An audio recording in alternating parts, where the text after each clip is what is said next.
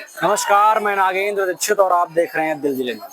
आज लमसम 12 तारीख है और 12 तारीख आज हम नैमिषारण में उत्तर प्रदेश के सीतापुर जिले में स्थित नैमिषारण बहुत ही पवित्र और पावन धाम है। मान्यता ये है कि नैमिषारण में महर्षि दधीच ने अपनी हड्डियों को दान में दिया था। और यही नहीं, ये जो कुंड देख रहे हैं ये सूर्य चक्र तीर्थ कुंड है, इसको सूर्य कुंड भी कहा जाता है। चक्र तीर्थ है, इसी में लोग स्नान करते, देख लीजिए आप किस प्रकार स्नान कर रहे हैं, ये स्नान इसी में करते हैं। और ये पूरा परिसर जो आप देख रहे हैं, ये पूरा परिसर तीर्थ क्षेत्र के अंतर्गत आता है, नैमिषारण तीर्थ क्षेत्र के अंतर्गत आता है। और ये देखिए गौ माता है, मारते वगैरह नहीं है, बहुत ऐसे से। आओ भाई साहब इधर आओ, हमारे साथ महाराज जी हैं, आइए मिलते हैं।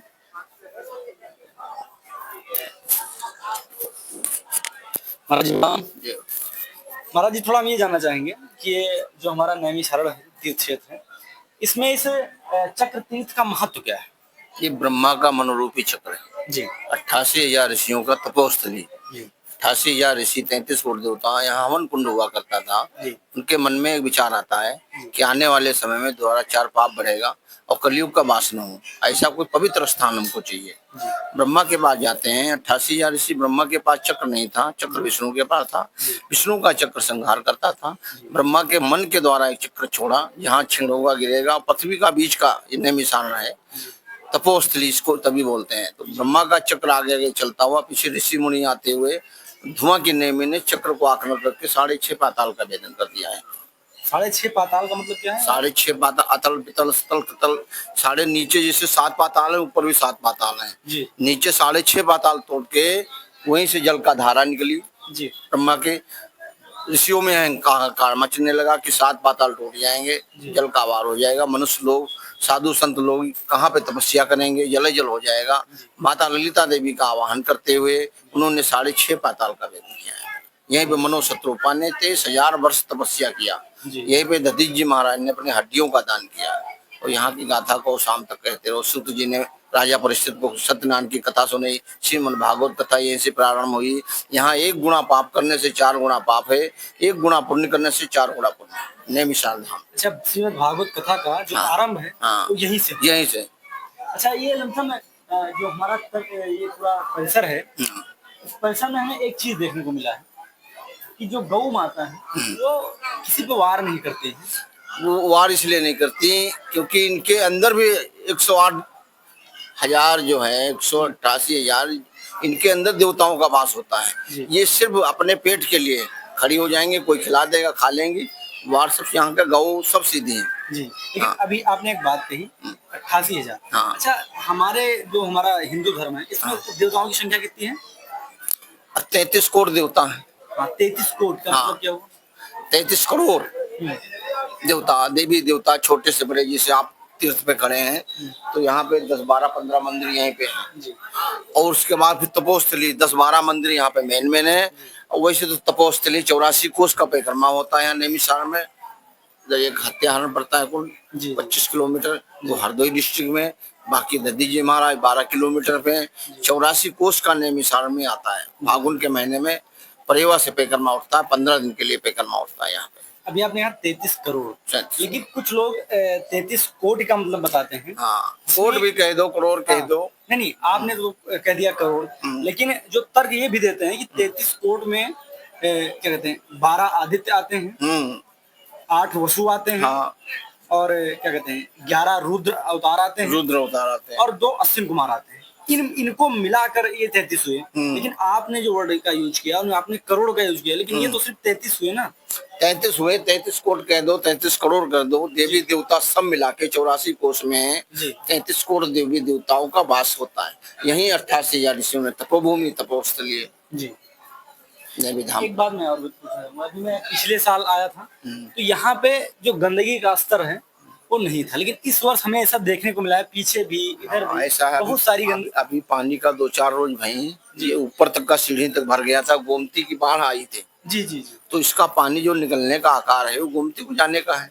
अब जब इसका पानी निकलेगा नहीं तो कीचड़, जो नहाने वाले आने वाले हम लोग आएंगे, चप्पलों के कीचड़ मट्टी तो आपके साथ में आएगा। अभी 2 दिन वही इसका पानी निकलता हुआ कई का आकार है, इसकी जब सफाई होगी तभी होगी। 2-3 दिन से लेबर नहीं आ रहे हैं साफ करने। अच्छा, यहाँ पर गौदान का इसकी क्या क्या मानता है? अपने पितरों के लिए यहाँ सबसे बड़ा नाभि गया है जी, यहाँ हमारे धर्म में इस चक्र तीर्थ का या कह लीजिए इस नैमिषारण स्थान का क्या महत्व है और किन महत्वों के कारण आज ये पूरा क्षेत्र परिसर जाना जाता है? आप देख सकते हैं कई मंदिर भी पर है, कई मंदिर यहाँ पे हैं और मंदिर के साथ साथ पुजारी पंडा जिन्हें कहते हैं। आइए आपको कुछ और चीज में जानकारी दिलाता हूँ। राम महाराज जी, महाराज जी अभी आप ये सारा अपना पोथी पत्रा लेके बैठे हुए हैं, इसका क्या कारण है? कारण क्या है इसका? ये कारण ये है कि हमारा 65 के ऊपर उम्र हो चुका है जी, ब्राह्मण घर में जन्म लिया है जी। तो ये हमारा दैनिक का कार्यक्रम है जी, रोज हम जब भी करते हैं जी। पाठ भी करते हैं जब तक शेखर बाबा ललिता मैया की इच्छा है तब तक ये सब हो रहा है। अच्छा, ललिता मैया शक्तिपीठ में आती हैं? सत्यपीठ है जी, वो जो सती माता थी जी, जी, दक्ष यज्ञ में गई थी जी, बिना बुलावे के, तो शंकर जी का बड़ा अपमान किया था उसने, इसीलिए सती माता ने अपना शरीर जला दिया था। उन्हीं को शंकर भगवान हाथों में लेकर के नहीं पता कितने दिन तीनों लोक में भ्रमण करते रहे। जी, जब विष्णु भगवान ने देखा संहार करता शंकर पत्नी के मोह में रहेंगे तो इनका कार्य कौन करेगा, संहार कौन करेगा। तो विष्णु भगवान ने सुदर्शन चक्र से 51 टुकड़े कर दिए थे सती माता के, उन्हीं का हृदय यहाँ गिरा था। अच्छा, माँ सती का यहाँ पर हृदय है? हृदय है, हृदय ललिता देवी उदरे सोल धारणी। मतलब कह लीजिए सारे शक्तिपीठों में एक विशेष स्थान है। हाँ, इसी से तो भैया जी यहाँ 2 ही सुपर पावर है, जी, एक ये तीरथ राज जी, और एक लालता मैया। जी, इतना कोरोना दुनिया में लाखों जनता करोड़ों मर गई, जी, यहाँ पूरे क्षेत्र में एक केस नहीं। जी। यहाँ मतलब कोरोना काल में 2019 में कोरोना काल आया, हाँ, उसमें एक भी केस एक भी केस नहीं पूरे क्षेत्र में। जी, ये 88,000 ऋषियों को तपोभूमि है। जी। तो मतलब ये कह लीजिए कि उनके तपो बल से यहाँ पर कोरोना हाँ भैया, कोई कोई प्रभाव नहीं। जी, कभी यहाँ सूखा नहीं पड़ता, जी, कभी यहाँ गीला है हाँ, भैया को ये नहीं होता, जी, कभी यहाँ मारामारी नहीं होता। ये सब इन्हीं की कृपा है ऋषियों की।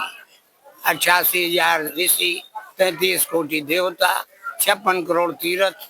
व्यास भगवान ने यहीं पे 4 वेद, 6 शास्त्र, 18 पुराणों का रचना किया।